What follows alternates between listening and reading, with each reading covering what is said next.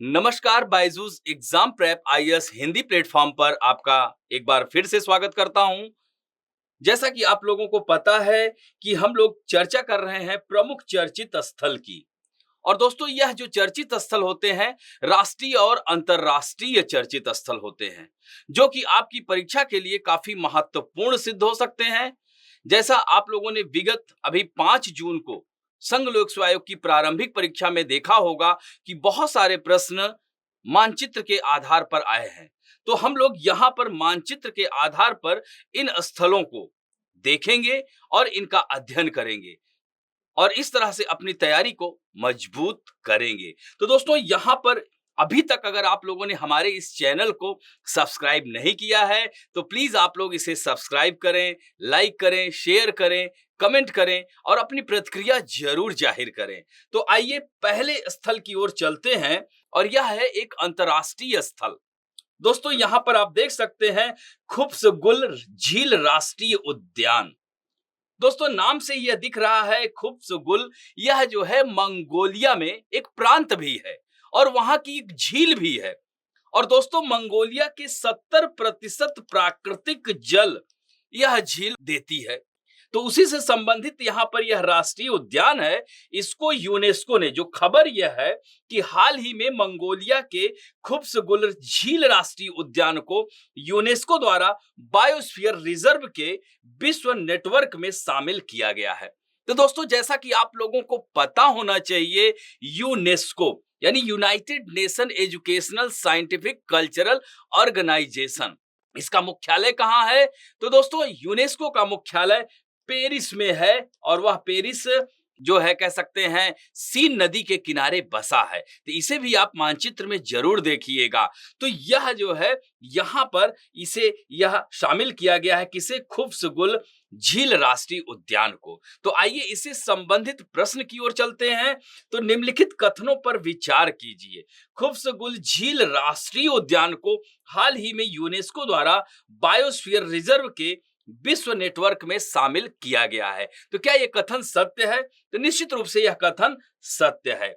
दूसरा कथन है खुब्सगुल झील उत्तरी मंगोलियाई प्रांत खुब्सगुल में, यानी अब देखिए यह जो झील है इसका नाम मतलब खुब्सगुल प्रांत भी है, झील भी है और झील राष्ट्रीय उद्यान भी है, यह ध्यान रखेंगे। तो दोस्तों, यह प्रांत निश्चित रूप से यहां तक तो सही है, लेकिन अब देखिए उत्तरी मंगोलियाई, तो अगर मंगोलिया आपके जेहन में आ रहा होगा, अगर आपने मानचित्र अपने आंखों के सामने अगर आपके मानचित्र आएगा तो आप निश्चित रूप से देखोगे कि मंगोलिया है कहां। तो मंगोलिया के उत्तर में रूस होगा, दक्षिण में चीन है। तो यहीं पर यह कथन गलत हो जाता है।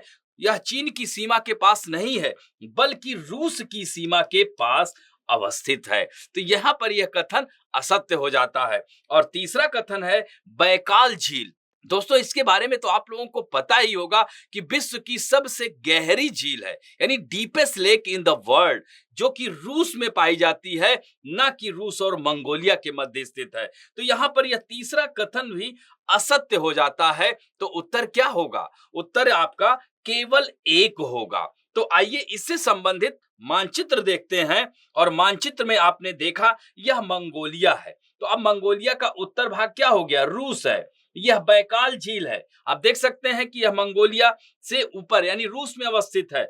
और यहां पर आप देख सकते हैं यह जो है यह झील राष्ट्रीय उद्यान है, यानी यहां पर हम बात कर रहे थे खुब्सगुल झील राष्ट्रीय उद्यान, तो वो यहीं पर अवस्थित है, एकदम रूस की सीमा पर स्थित है, ना कि चीन तो यहां पर होगा। और दोस्तों, मंगोलिया की राजधानी उलान बटोर यहां पर अवस्थित है। और याद रखेंगे गोबी डेजर्ट, ये देख सकते हैं, इसे शीत मरुस्थल कहा जाता है, जो कि चीन और मंगोलिया के मध्य अवस्थित है। इसे भी मानचित्र में जरूर देखेंगे। और यहां पर आप देख सकते हैं ये अल्टाई माउंटेन भी है।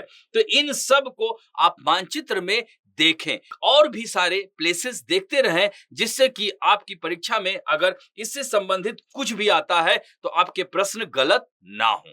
अब बढ़ते हैं दूसरे महत्वपूर्ण स्थल की ओर और वह है राष्ट्रीय चंबल अभयारण्य। दोस्तों, राष्ट्रीय चंबल अभयारण्य से संबंधित जो खबर है इस समय खबरों में है वह यह है कि मध्य प्रदेश सरकार ने चंबल और उसकी सहायक पार्वती नदी से संबद्ध 5 क्षेत्रों यानी 292 हेक्टेयर क्षेत्र में खनन गतिविधियों का प्रस्ताव दिया है। और दोस्तों यह खनन गतिविधियां 2006 से प्रतिबंधित थी। तो यह तो रही खबर। आइए इससे संबंधित हम लोग पहले प्रश्न देखते हैं, फिर इसे हम मानचित्र में देखेंगे। तो यहां पर राष्ट्रीय चंबल अभयारण्य के संदर्भ में निम्नलिखित कथनों पर विचार कीजिए। यह राजस्थान, मध्य प्रदेश और उत्तर प्रदेश के ट्राई जंक्शन पर चंबल नदी के किनारे स्थित है यह अभयारण्य। यह कथन एकदम सत्य है। दोस्तों चंबल नदी के बारे में कहा जाता है कि यह चंबल नदी का उद्गम मध्य प्रदेश से होता है। और दोस्तों इस पर जो बांध हैं, कोटा बैराज सुना होगा, गांधी सागर बांध, जवाहर सागर और राणा प्रताप सागर। तो जिसमें से गांधी सागर जो डैम है वह मध्य प्रदेश में है, जवाहर सागर और राणा प्रताप सागर, कोटा बैराज यह राजस्थान में अवस्थित है। दोस्तों चंबल नदी को कहा जाता है उत्खात भूमि के लिए यह प्रसिद्ध है, बैडलैंड टोपोग्राफी जिसे कहते हैं। इसमें अवनलिका अपरदन होता है, तो यह बीहड़ों के लिए जो है जानी जाती है। यहाँ पर रेवाइंस उन्हें कहते हैं, जो है गहरे खड्ड का या बीहड़ का निर्माण करती है चंबल नदी। तो बैडलैंड टोपोग्राफी जिसे उत्खात भूमि कहा जाता है उसके लिए जानी जाती है। यह विश्व प्रसिद्ध नदी है चंबल नदी। तो यह जो है प्रदूषण मुक्त नदी है चंबल। इसकी सहायक नदी जैसे पार्वती, काली सिंध, बनास, शिप्रा यह सब इसकी सहायक नदियां हैं। दोस्तों चंबल नदी इटावा के पास जाकर यमुना नदी से मिल जाती है, तो इसे भी ध्यान रखेंगे। तो पहला कथन तो सत्य है। दूसरा है यह एक महत्वपूर्ण पक्षी क्षेत्र यानी IBA के रूप में यानी इंपॉर्टेंट बर्ड एरिया के रूप में सूचीबद्ध है और रामसर के लिए भी इसको भेजा गया है, रामसर साइट में शामिल होने के लिए। जैसा कि रामसर के बारे में हम पहले भी चर्चा कर चुके हैं कि रामसर कहाँ है, कैस्पियन सागर के तट पर स्थित ईरान में अवस्थित शहर है। रामसर कन्वेंशन 1971 में हुआ था, जहां पर वेटलैंड यानी आर्द्र स्थलों को उसमें सूची में डाला जाता है। तो यह एक आर्द्र स्थल क्षेत्र भी है। तो यह दूसरा कथन भी सही है। तीसरा है चंबल नदी का उद्गम राजस्थान से होता है। दोस्तों यहीं पर यह कथन असत्य हो जाता है, क्योंकि हमने आपको बताया कि मध्य प्रदेश के इंदौर जिले के मऊ से इसका उद्गम होता है चंबल नदी का। और दोस्तों इसकी सहायक नदियां मैंने बताया कि उत्तर प्रदेश के इटावा के पास जाकर यह यमुना नदी में मिल जाती है। तो इस तरह से उत्तर प्रदेश, मध्य प्रदेश और राजस्थान में यह बहने वाली नदी है, उत्खात भूमि के लिए प्रसिद्ध है, यह भी हमने बताया। और इसमें जो डैम बताए हैं उनको भी मानचित्र में जरूर देखिएगा। तो यहां पर तीसरा कथन गलत हो जाता है, अतः उत्तर 1 और 2 यानी आंसर इसका क्या होगा, सी होगा। अब आइए इसमें मानचित्र में देखते हैं।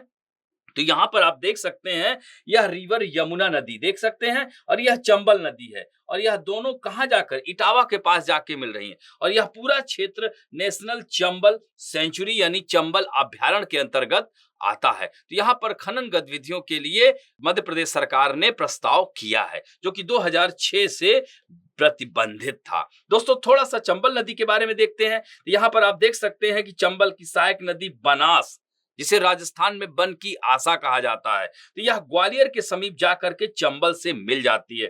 इसी तरह से देख सकते हैं पार्वती नदी, काली सिंध नदी और यह सिंध नदी, और बेतवा है, दसान है, केन है, यह सब जो है यहाँ पर आप देख सकते हैं यह नदियां जा रही हैं। और यह चंबल नदी यहाँ पर देख सकते हैं यह जा करके किससे मिल रही है, यमुना नदी में। तो यमुना की सहायक नदी चंबल और चंबल की सहायक नदी कौन हुई, काली सिंध, पार्वती, शिप्रा, बनास, यह इसकी सहायक नदियां हुई। और चंबल नदी के बारे में क्या बताया कि यह बीहड़ों के लिए प्रसिद्ध है, रेवाइंस जिसे कहते हैं, जिसे बैडलैंड टोपोग्राफी का यह निर्माण करती है, उत्खात भूमि का निर्माण करती है। किसकी वजह से, गुली इरोजन की वजह से, जिसे अवनलिका अपरदन कहा जाता है। अब बढ़ते हैं तीसरे महत्वपूर्ण, केबुल लामजाओ राष्ट्रीय उद्यान।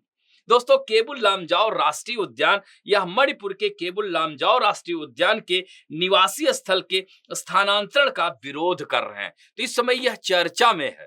तो यह चर्चा में क्यों है, क्योंकि यहाँ का जो निवासी स्थल है, यहाँ के जो निवासी हैं, स्थल का स्थानांतरण किया जा रहा है। और दोस्तों यहाँ पर जो सांगई हिरण होता है जो कि नृत्य करता है, तो इसके बारे में कहा जाता था कि विलुप्त हो गया, लेकिन मणिपुर में यह पाया गया। तो वहां के स्थानीय लोग भी इसको संरक्षित करने का उपाय कर रहे हैं और यहाँ पर इससे स्थानांतरण यही कारण है कि वहां के स्थानीय लोग इसका विरोध कर रहे हैं। तो केबुल लामजाओ राष्ट्रीय उद्यान विश्व का एकमात्र ऐसा राष्ट्रीय उद्यान है जो तैरता हुआ राष्ट्रीय उद्यान है। तो आइए इससे संबंधित और अन्य राष्ट्रीय उद्यानों के बारे में देखते हैं। निम्नलिखित युग्मों पर विचार कीजिए। केबुल लामजाओ मणिपुर एकदम सही है। ओरांग राष्ट्रीय उद्यान, जिसे पहले राजीव गांधी नेशनल पार्क के नाम से भी जाना जाता था, राजीव गांधी ओरांग, लेकिन बाद में इसे नाम चेंज करके अब ओरांग ही रख दिया गया, यह असम में है, यह भी कथन सही है। नामदफा राष्ट्रीय उद्यान, यह अरुणाचल प्रदेश में है। फांगफुई, यह मिजोरम में है। इस तरह से चारों युग्म सही हैं, यानी उपरोक्त सभी युग्म सही हैं। तो यह जो है, अगर इनको हम मानचित्र में देखते हैं तो यहां पर आप देख सकते हैं, यह लोकटक झील जो केबुल लामजाओ नेशनल पार्क है वह लोकटक झील पर स्थित है। और दोस्तों, लोकटक झील के बारे में भी याद रखना कि उत्तर पूर्व भारत की यह सबसे बड़ी मीठे पानी की झील है। यह एक रामसर स्थल भी है। दोस्तों, इसे मॉन्ट्रेक्स रिकॉर्ड में भी डाला गया है, यानी यह ध्यान रखेंगे, यह मीठे पानी की झील है और कहां, नॉर्थ ईस्ट की, यानी उत्तर पूर्व भारत की सबसे बड़ी मीठे पानी की झील है और यहीं पर यह राष्ट्रीय उद्यान अवस्थित है, केबुल लामजाओ। दोस्तों, हमने बात किया था नामदफा, यह अरुणाचल प्रदेश में है। इसी तरह से केबुल लामजाओ आप देख सकते हैं यहां पर है। इसी तरह से और भी जो राष्ट्रीय उद्यान हमने बताया फांगफुई, तो यह मिजोरम में अवस्थित है, इसे मानचित्र में जरूर देखिएगा। और ओरांग यहां पर है, असम में। तो यह ध्यान रखेंगे, असम के और भी राष्ट्रीय उद्यान है, काजीरंगा है, मानस है, ओरांग है। इन सब के बारे में मानचित्र में इनको पूरब से पश्चिम, उत्तर से दक्षिण यह लगाना आवश्यक है। सबसे पूर्वी बिंदु पर कौन सा राष्ट्रीय उद्यान है, ऐसे मानचित्र में आप लोग देखिए। अब बढ़ते हैं महत्वपूर्ण चौथा जो अंतरराष्ट्रीय स्थल है वह बैरेंट सागर के बारे में है। तो यह जो खबर है कि एक अध्ययन के अनुसार यह कहा गया है कि उत्तरी बैरेंट सागर के आसपास का क्षेत्र आर्कटिक क्षेत्र की औसत वार्मिंग से 2 से 2.5 गुना और बाकी दुनिया में 5 से 7 गुना गर्म हो रहा है। तो वैज्ञानिकों के लिए यह चिंता का विषय हो गया है। इस ग्लोबल वार्मिंग के प्रभाव क्या होंगे? चरम मौसमी घटनाएं घटित होंगी, हिमपात की मात्रा बढ़ जाएगी, ग्लेशियर्स पिघलने लगेंगे। यह सब समस्याएं कहां हो रही हैं? यह आर्कटिक सर्किल क्षेत्र में बैरेंट सी के अंतर्गत हो रही हैं। तो आइए इसको मानचित्र में हम लोग देखने का प्रयास करते हैं कि बैरेंट सागर को किन 2 देशों के बीच विभाजित किया गया है। रूस और नॉर्वे, स्वीडन और फिनलैंड, फिनलैंड और डेनमार्क, या रूस और स्वीडन। तो इसमें उत्तर होगा रूस और नॉर्वे। तो आइए इसको हम लोग मानचित्र में देखते हैं। तो यहां पर आप देख सकते हैं यह आर्कटिक ओशियन है, या आप देख सकते हैं ग्रीनलैंड, यहां ब्रैकेट में डेनमार्क लिखा हुआ है। इसी तरह से आप देख सकते हैं यह बैरेंट सागर यहां पर देख रहे हैं। इधर आप देख सकते हैं यह कारा सी है और यहां पर आप देख सकते हैं यह जेमाल्या आइलैंड है। इन दोनों के बीच में कारा सी और बैरेंट सी के बीच में है। और यहां पर आप देख सकते हैं यह नॉर्वे है। ऊपर क्या है? यह रूस है। तो रूस और नॉर्वे के मध्य स्थित है यह मानचित्र। इसमें और क्लियर आपको दिखेगा, यह बैरेंट सी है, यह नोवाया जेमाल्या यह द्वीप है, और यह कारा सी है, और बैरेंट सी के बीच में यह आइलैंड है, और यह पूरा रूस का भाग है, इसे ध्यान रखेंगे। और यह पूरा नॉर्वे है। तो नॉर्वे और रूस के मध्य स्थित है और यह आर्कटिक ओशियन है। यहीं पर आप देख सकते हैं ग्रीनलैंड सी भी है और यह नॉर्वेजियन सी है। यह उत्तरी सागर है। यहां पर देख सकते हैं उत्तरी सागर और बाल्टिक सागर। यह बाल्टिक सागर में बाल्टिक स्टेट आप देखेंगे तो इस्टोनिया, लाटविया, लिथुआनिया है। तो इन सब को आप मानचित्र में, ये नहीं कि बैरेंट सी आपने देखा तो सिर्फ बैरेंट सी के बारे में, और भी अन्य द्वीप। और यहां पर देख सकते हैं ना, ये मरमांस्क शहर है। तो दोस्तों यह साल भर खुला रहता है। तो क्यों खुला रहता है? तो यहां पर आप देख सकते हो, अगर विश्व का मानचित्र देखोगे तो नॉर्थ अटलांटिक जो ड्रिफ्ट होती है, यानी गल्फ स्ट्रीम जो गर्म जलधारा है, मैक्सिको की खाड़ी से होते हुए आती है, और नॉर्थ अटलांटिक ड्रिफ्ट यहां पर कई शाखाओं में बढ़ जाती है, गर्म जलधारा होती है। यही कारण है कि यह मरमांस्क बंदरगाह यह रूस में अवस्थित है, साल भर खुला रहता है इन्हीं गर्म जल धाराओं की वजह से। यह भी पॉइंट ध्यान रखेंगे। तो इस तरह से इन्हें मानचित्र में ध्यान से पॉइंट वाइज इन्हें देखें। अब बढ़ते हैं स्नेक आइलैंड। दोस्तों यह भी एक अंतरराष्ट्रीय स्थल है, काफी चर्चा का विषय बना हुआ है। तो यह स्नेक आइलैंड यानी यूक्रेन ने काला सागर में इसे जमीनी द्वीप भी कहते हैं, इसे सरपेंट द्वीप भी कहते हैं, स्नेक आइलैंड भी कहा जाता है। यहाँ पर यूक्रेन ने हवाई हमला किया है, जिससे कि रूसी सेना को काफी ज्यादा मात्रा में नुकसान पहुंचा है। तो दोस्तों यह तो रही खबर।